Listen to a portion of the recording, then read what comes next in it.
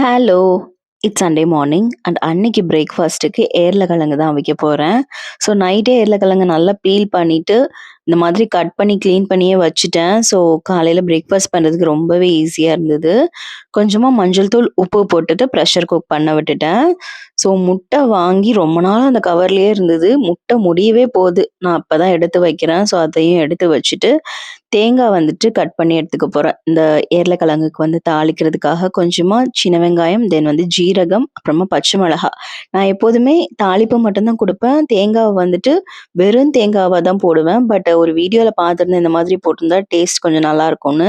So அந்த மாதிரி try பண்ணலாம் அப்படின்னு சொல்லிட்டு இந்த தடவ அப்படிதான் ட்ரை பண்ணியிருந்தேன். டேஸ்ட் நிஜமாவே கொஞ்சம் டிஃப்ரெண்ட்டா தான் இருந்தது. எப்போதும் சாப்பிடுறத விட கொஞ்சம் நல்லாவே இருந்தது. ஸோ ஆஃப்டர்நூன் லஞ்சுக்கு வந்துட்டு ஃபிஷ்ஷு தான் செஞ்சிருந்தேன். ஊர்லேருந்து எடுத்துட்டு வந்த ஃபிஷ் இருந்தது. ஸோ பாதிய குழம்பு வச்சுட்டு, பாதிய வந்துட்டு ஃப்ரை பண்ணிடலாம் அப்படின்னு எடுத்துட்டேன். தலை கொஞ்சம் வால் பீஸ், அப்புறமா கொஞ்சம் நல்ல பீஸ் மட்டும் குழம்புக்கு எடுத்து வச்சுட்டு, மிச்சத்த எல்லாத்தையுமே ஃப்ரை பண்ணுறதுக்காக எடுத்தாச்சு.